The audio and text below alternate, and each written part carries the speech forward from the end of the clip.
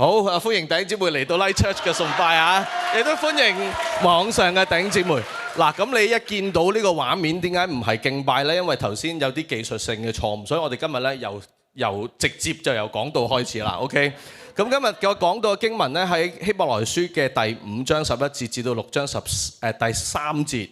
OK， 咁啊繼續會係講深度行嘅，會講竭力成長。你讀完嗰段經文咧，你大概知佢個重點咧。其實係講緊成長，唔係淨係講乾糧。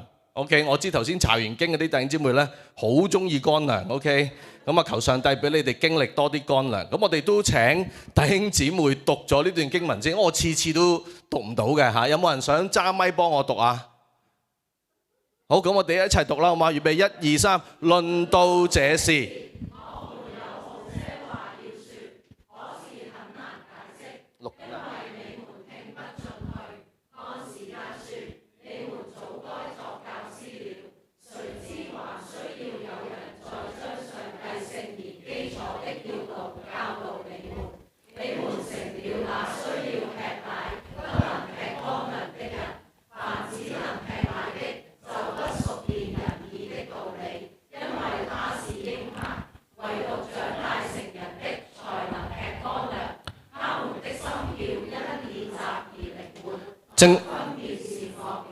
淨係呢幾節呢，個作者已經話俾你聽，嗰陣時嗰啲信徒面對嘅困難或者佢哋嘅挑戰係乜嘢？就係信咗主一段時間，原本應該出嚟教書，點知仲要上堂，仲要上 BB 班，因為聖經形容佢哋係咩啊？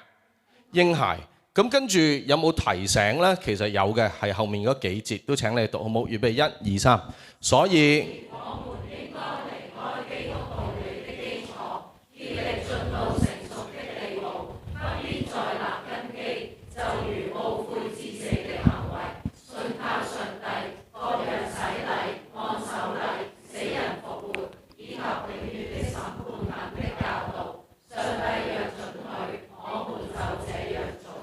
嗱，希伯來書貫徹始終不停都講一個旅程。由第2章你哋講隨流失去，就形容緊隻船點樣慢慢飄走咗。其實呢度都係一樣嘅。你之後一路讀都會覺得希伯來書個作者呢好中意用呢一個圖畫，就係一個進程。OK， 呢度就講佢哋要離開基督道理嘅基礎開端 beginning， 竭力進到成熟嘅地步。原文成熟呢個字咧叫 telos， 係解終點咁解，即係由起點離開起點去邊度？終點即係佢講嗰個成熟啦。咁到底我哋讀完呢段經文咧，通常咧你就會覺得啊，咁我哋有啲咩鼓勵啊，有咩提醒啊？咁依家就應該擺各個神學院嗰啲入學申請表啊、延伸課程啊、進深課程啊、查經班啊，咁就嗌你進修啦，睇多啲聖經啦，聽啲深啲嘅道啦，例如深度行啦，或者好似你哋咁嚟咗 Bible Camp 讀希伯來書啦。但係容讓我咁講，其實呢段經文嘅中心其實未必係神嘅話。我唔知頭先你一路查經有冇呢個感覺？個中心嘅焦點未必係神嘅話，反而係成長。所以個講題叫竭力成長，唔係竭力讀多啲聖經。OK， 咁我哋就要慢慢睇啦，睇真啲，睇深啲。經文一開始呢，佢話你要解得明呢段經文呢，你要知道個作者講話論到這事係指乜嘢？點解嗰班人講到嗰啲嘢而聽唔入 ？OK， 咁我哋就要問啦，之前嗰幾節講咩？你哋頭先查經有冇查到啊？論到這事就係講耶穌成為咗麥基洗德嗰個體系嗰個等次嘅大祭司。咁到底嗰陣時嘅會眾佢係聽唔入係咩意思呢？聽不進去係咩意思呢？原文呢個字呢，其實兩個解法都通嘅。第一就係聽唔明，因為太深、太複雜、太難明，聽唔明。第二個原因就係聽唔入，分到啊？聽唔入其實係佢聽得明，不過接受唔到。咁到底嗰陣時嘅會眾係邊種呢？係聽唔明定聽唔入呢？咁犀利，你哋查完經梗係啦，OK。咁啊，其實好多人就會估會唔會聽唔明呢？其實唔會嘅，因為佢嗰陣時，你記得希伯來書嘅作者不停引用舊約，引用咗好多我哋都未睇過嘅舊約，證明嗰班讀者其實對舊約嘅認識係比我哋好好多嘅，所以佢哋聽得明，但係聽唔入耳。個原因係乜嘢？有乜嘢咁難接受？係咪耶穌如麥基洗德成為大祭司，佢哋唔接受呢？唔係啊，係耶穌點樣成為麥基洗德嗰個等次嘅大祭司，佢唔接受。聽唔明？聽唔聽得明？睇下嗰段經文。經文點講啊？第5至7節，佢話基督在他肉身的日子，曾大聲哀哭、流淚禱告，懇求那能救他免死的上帝，就因他的虔誠蒙了應允。呢一度講緊耶穌基督邊一幕嘅故事啊？客西馬尼園，我唔知你認唔認同客西馬尼園呢一幕，我覺得係耶穌最痛苦嘅一幕，起碼心靈上係。佢就算釘十字架都冇痛哭流淚禱告，冇喺度，呢度講佢係大，差唔多係大嗌啊！主啊，救我！佢冇喺十字架入邊，都係好平淡、好淡淡然嘅回應每一個問題。佢嘅禱告係點呢？根據路加福音講咧，佢話父啊，你若願意，求你將這杯撤去。跟住嚟到希伯來書第5章就話，因他的虔誠蒙了應允。弟兄姊妹，你睇唔睇得明點樣蒙應允？佢求將這個杯撤去，上帝有冇撤去啊？咁點解又話應允咗呢？你識得背埋下低嗰節啦，下低嗰節就佢祈禱係，然而不要照我嘅意思，係要照你嘅意思。咁可能好簡單解釋就係因為個作者見到其實咁咪照咗上帝嘅意思，咁耶穌基督咪上咗十字架，所以咪應允咗佢嘅禱告咯。其實根據路加福音嘅第22章咧，有一個獨家嘅記載，係路加福音先有噶，就話當耶穌咁樣禱告嘅時候，發生咗一件事，你知唔知啊？有天使從天上顯現，加添佢嘅力量，以致佢行，即係佢可以繼續落去。或者咁講，嗰班希伯來書嘅讀者接受唔到嘅係第8、第9節嗰個邏輯。你要經歷苦難，學習順服，先至得以完全。成長一定要經歷苦難，從苦難入邊學順服，你先至得以完全。呢段經文講得好清楚嘅，他雖然為兒子，如果譯得貼切啲就係佢都要啊。耶穌個仔都要行呢條路，更何況你呢？嗱，呢個翻譯呢，喺 The Message 你揾到嘅 The Message Eugene Peterson 係有譯埋呢個意思出嚟，我覺得你可以參考。所以有呢個背景，我哋知道第7至10節嘅背景，再讀呢段經文呢，你就明啦。論到這事就係嗰種因苦難學習順服先至得完全，係呢一個道理，佢哋承唔落啊？聽得明我？咁我哋再睇啦。咁佢就話你哋係一班只能吃奶不能吃乾糧嘅人。OK。一直以嚟呢，我返教會30幾年啦，我一直以嚟都聽呢，就係奶同乾糧呢係指向神嘅話，係嘛？咁其實都好多原因可以解得通嘅，因為你會記得聖經耶穌都引用過有一句啦，係咪？人活着不是單靠食物，乃是靠神口入邊嘅一切話。即係話俾你聽呢，聖經不嬲都中意用食物同神嘅話畫一個等號嘅。甚至乎去到彼得前書第2章，佢話你要渴慕嗰啲純淨嘅靈奶，就係講緊神嘅話。咁你點演繹呢一句呢？只能吃奶或者嗰啲能吃乾糧嘅係個分別係咩呢？係咪淺嘅道理同深嘅道理呢？有好多人都覺得㗎，我哋信咗主一段時間啦，我哋唔可以淨係聽啲咁簡單嘅，同我講下舊約，同我讀下希伯來書，同我讀下啲深啲嘅。嗱，如果你咁樣諗呢，其實你有啲唔係完全錯晒，不過唔夠準確。你要諗奶同乾糧最大嘅分別係乜嘢？奶係好容易消化，乾糧係需要時間，需要困難啲去消化。或者咁樣演繹啊，奶就係一啲容易消化嘅道理，或者我講嘅叫幸福音，有冇聽過呢個 term 啊？好幸福嘅福音，或者你講嘅成功神學 ，OK？ 呢啲嘅道理容易消化嘅道理就係奶，難消化嘅道理係真福音。信耶穌得永生啱㗎，不過你要背起十字架跟從佢。除咗舊約成日都講有成功神約、神學、神約啊，新約呢有苦難神學，都唔係淨係新約啊，成本聖經都有，係嘛？所以呢段經文如果咁樣解呢，就凡只能接受幸福嘅福音，就不熟練仁義嘅道理，因為佢係嬰孩，唯獨長大成人先至能夠接受真正嘅福音。佢哋嘅心竅因練習而靈活，能分別善惡。但係你諗下呢段經文，如果靈奶同埋嗰個乾糧係指神嘅話呢，其實唔係好解得通嘅。我唔知你明唔明啊？嗰段經文講咩啊？佢唯獨長大成人嘅先至能夠食啲難啲嘅道理，因為佢哋成日練習嗰啲道理，佢亦都能夠分辨嗰啲道理。你明唔明？聽落去呢，其實係唔係好合邏輯嘅？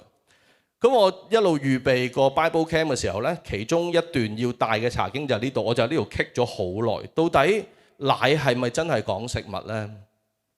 有冇第二個演繹呢？或者呢段經文佢嘅着眼點唔係奶同乾糧啊，係能夠吃奶嘅人，只能吃奶嘅人同埋嗰啲能吃乾糧嘅人，嗰個嘅分別就係一班係幼稚嘅，因為佢唔熟聖經。一班係成熟嘅，因為佢成日用聖經，常常練習英文嘅翻譯係 constant practice， 成日用嘅，以致佢能夠分辨善惡。當聖經講分辨善惡，其實係帶嚟一個 application 嘅，就係你點樣去做決定。你明唔明啊？我哋識得分對錯嘅時候，下一個問題就係你點樣揀嗰條路呢？所以如果有呢個背景呢，我覺得食物或者奶同乾糧係比喻信徒面對唔同生命嘅處境呢，好似更加恰當，或者更加貼到你解得通嗰段經文。奶可以點演繹呢？就係嗰啲平順啦、容易應對嘅際遇。乾糧就係嗰啲艱難、需要信心、需要分辨嘅際遇。我諗你哋頭先查經有冇講到呢樣嘢啊？其實就係嗰個意思。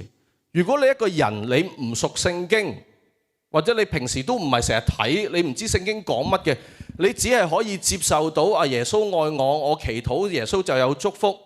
但係當我有陣時祈禱上帝好似唔應允呢啲嘅乾糧嘅時候呢，喺我哋生命出，我哋就搞唔掂，所以聖經去到第6章，佢就提醒我哋要離開基督道理嘅起點或者開端。佢用離開呢個字呢，我覺得幾得意嘅。咩叫離開啊？好難答啊！離開咪離開咯，離開即係唔好俾佢綁住啊！你諗下係咪？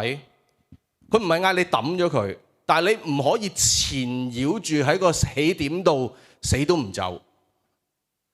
聖經有講嘅嗰啲基督道理嘅基礎係乜嘢啊？黃色嗰啲字，請你讀黃色嗰啲字好嗎？懊悔致死的。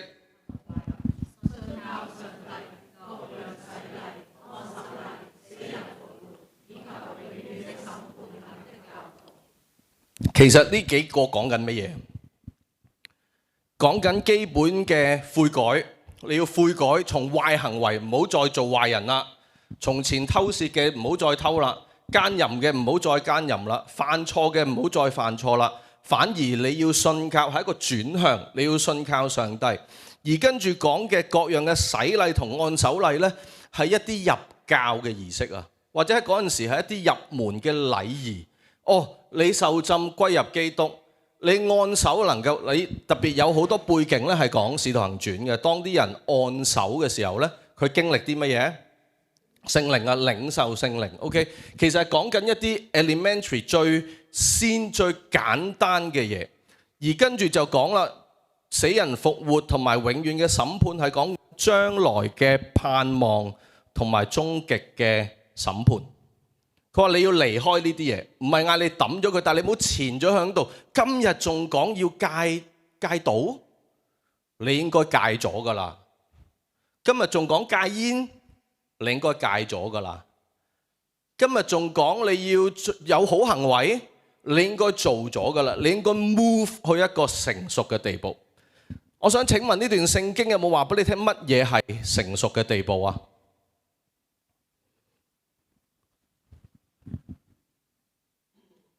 唔覺有係嘛？但係頭先講過成熟呢個字呢，原文嘅意思係解終點 telos 一件事嘅結局。咁喺呢段經文頭先我哋讀過由第5章7節至到呢度呢，其實呢個字出咗3次，成熟的、長大成人的，同埋第5章9節，耶穌就得以完全。呢3個字呢，其實原文都係有同一個字根 telos， 就係末後結局、終末最後一關。你要學做一個完全嘅人，如果用返第5章14節，就係你要能夠吃乾糧。耶穌基督點樣得以完全？從苦難中學順服。所以如果你想喺屬靈生命上高有突破，對唔住，唔係去多啲 camp， 唔係讀神學，唔係讀多啲聖經，嗰啲係基礎。你要喺你生命入邊啃得落上帝俾你面對嘅乾糧。想同你睇多一段經文，請你讀好嗎？雅各書第1章2至4節。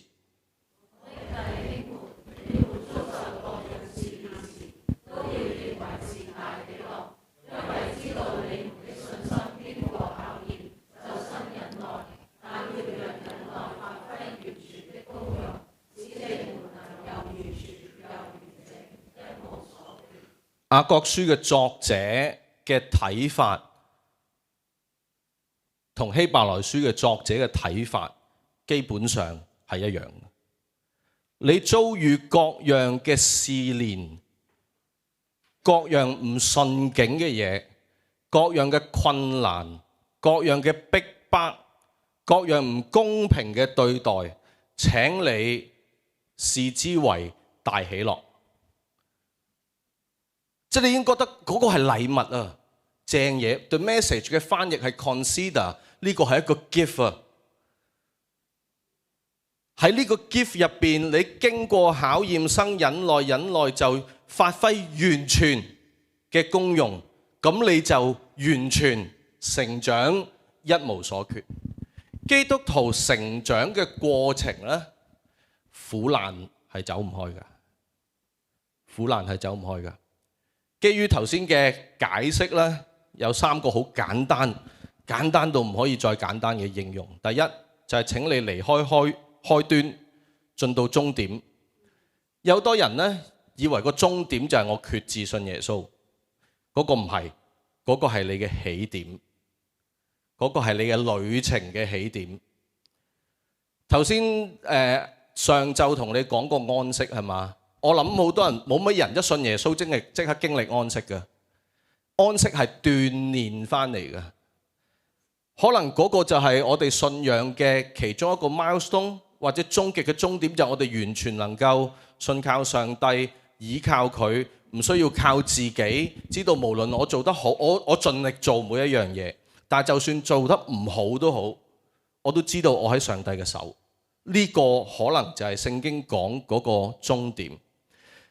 希伯來書第12章12節呢，其實佢都鼓勵啲信徒，你要將下垂嘅手舉起，發酸嘅腿蹬直，繼續跑呢一條路。所以我鼓勵你唔好諗住我依家幾好啦，未，起碼聖經講未，你要繼續跑。第二，要由唔熟練到因練習而靈活。唔熟練咧嘅意思，即係頭先講佢熟唔熟練仁義嘅道理係咪？唔熟練嘅意思咧，即係話其實你可能知㗎，不過你冇用啊。你嘅信仰屬靈嘅知識停咗向呢度，你唔係冇聽過神嘅話，而係你冇熟練神嘅話。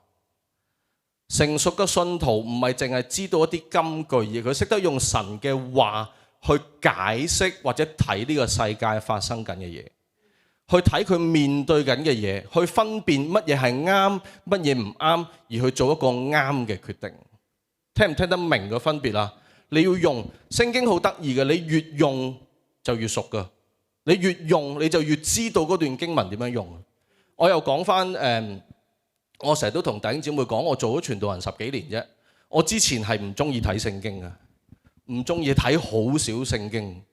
咁點解而家好似熟咗聖經？就係因為呢10幾年用得多，用下用下你就發覺唔係啊，呢段咪咁講咯，嗰段咪講嗰啲類似嘅嘢咯。你就慢慢好唔覺意地將新約舊約唔同嘅嘢，你聽過講過嘅嘢穿埋一齊呢，你就會覺得嗰幅圖畫好清楚。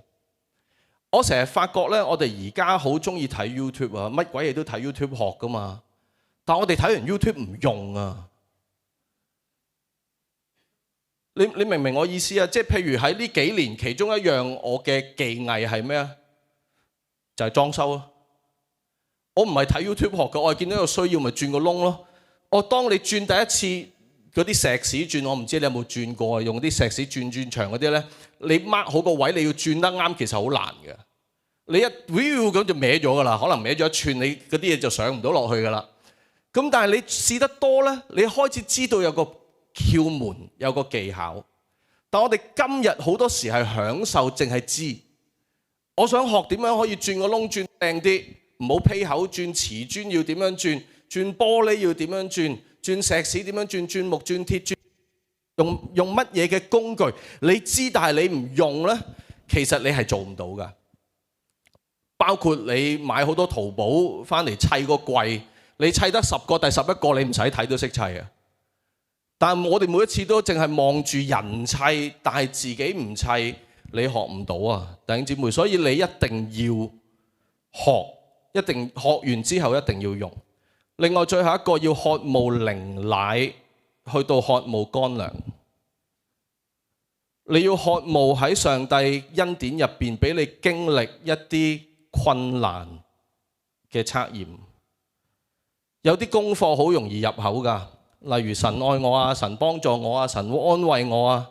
有啲功課好難啃㗎，例如要忍耐啊、饒恕啊，喺苦難中仍然順服啊。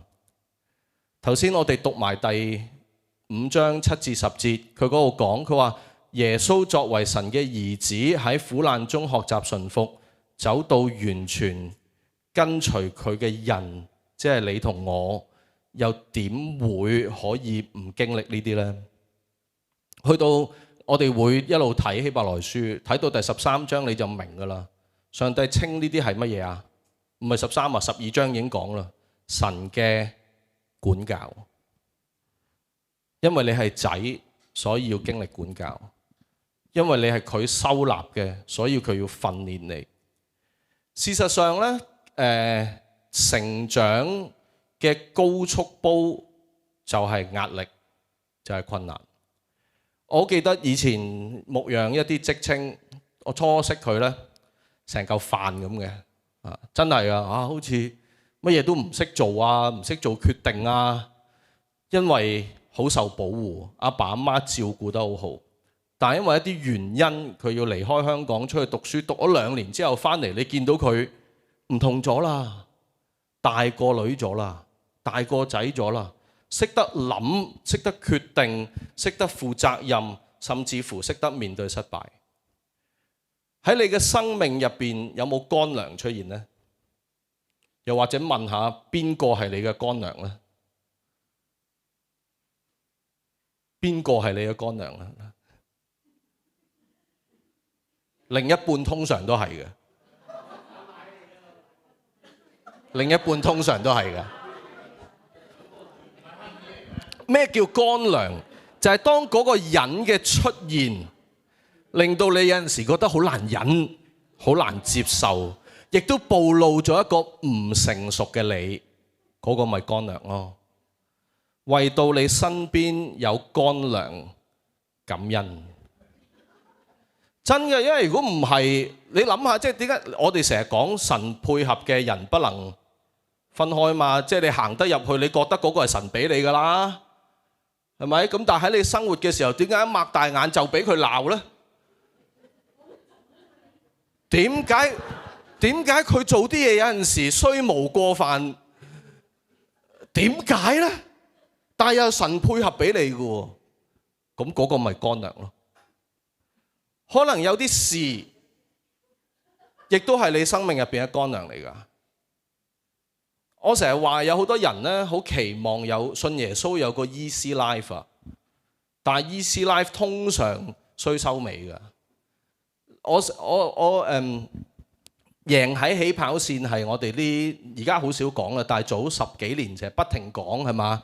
你要 equip 個小朋友嚇，基本上 ABC，A for Apple，B for Banana 呢啲係我哋嘅年代嘅，佢哋 A for 咩 Alligator 都唔知咩嚟嘅，B for 唔知乜乜乜咁樣係好深嘅，因為佢哋要 equip 佢學好多嘢，希望佢唔好跌低，贏喺起跑線。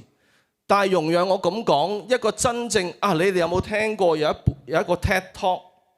我冇寫嘅呢段，佢係講緊一個人點樣可以喺社會入邊成功。佢個名叫 Angela 唔知乜乜，佢有本書嘅。佢話個重點係 resilience， 係 grit， 唔係聰明才智。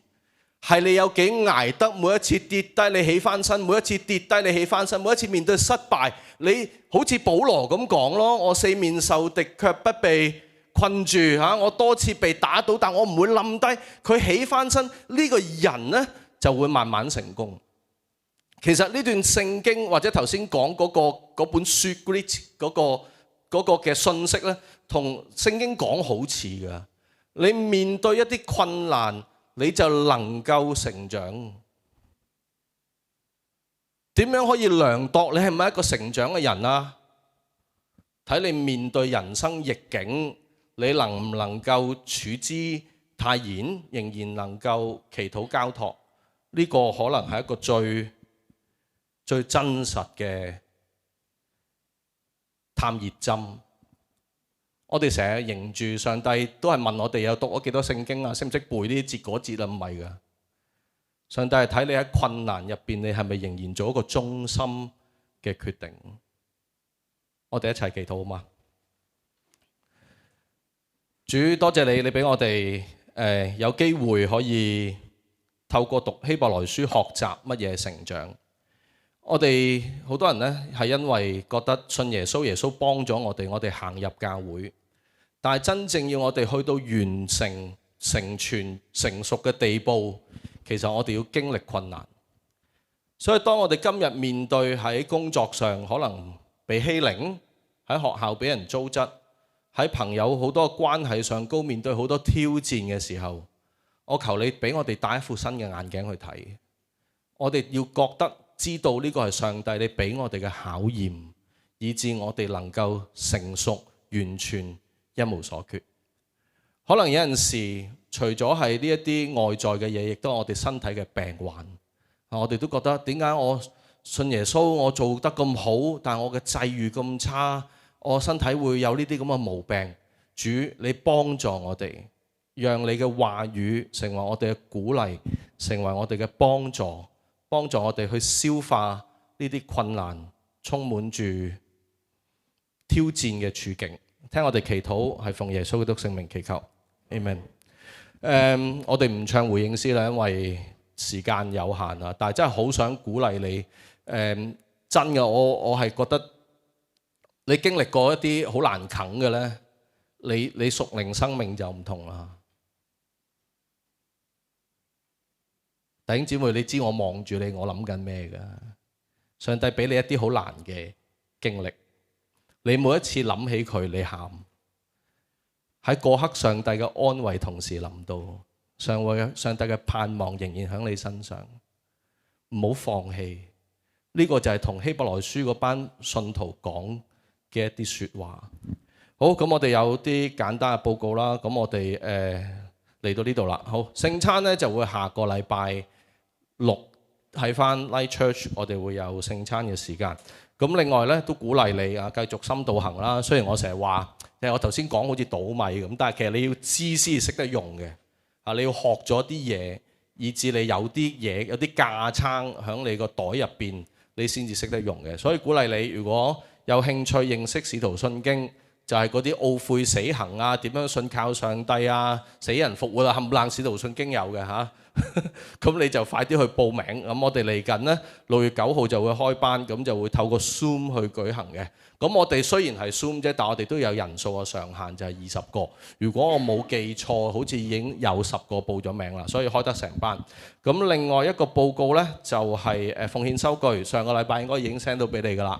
如果你上個年度有做到奉獻，但係你到今日仍然未收到，你 check 個 spam mail，check 過晒所有 mailbox 都冇呢，請你 send 翻個 email 俾教會，咁我哋可以幫你了解下個情況，好唔好啊？好，最後一個報告呢，好簡單嘅啫，就係我哋最親愛嘅方炳斌宣教士呢，就正式成為咗 Light Church 嘅同工啦。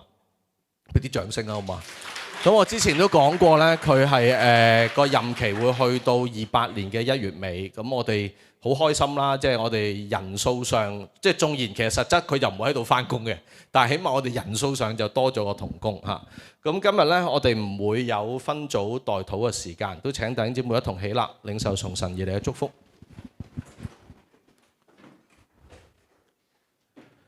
主幫助我哋去，唔單止成為能吃奶，我哋亦都能吃乾糧嚇。因為我哋知道一個人成長唔能夠停留喺吃奶嘅階段。求你幫助我哋。我諗咧，好多弟兄姊妹一諗起啲乾糧咧，佢就流眼淚㗎啦。因為有陣時真係好難啃，有啲乾糧真係好乾，好難嚼嚇，好難吞得落。但係我深信咧，當你俾我哋面對嘅時候咧，就好似耶穌基督喺客西馬尼園嘅禱告一樣。當佢禱告求上帝嘅時候，上帝希伯來書話你應允佢，你就派天使加添佢力量。同樣求你派天使加添我哋每一個人力量，以致我哋嘅信心、我哋嘅經歷，隨住我哋嘅年紀，可以成為一個健康成長嘅人。多謝你聽我哋嘅祈禱，亦都請弟兄姊妹舉手領受從神而嚟嘅祝福。願天父嘅慈愛、耶穌基督嘅救恩、聖靈嘅鼓勵常與我們同在，從今直到主再返嚟，我哋一齊講 Amen。好，祝福大家。咁我哋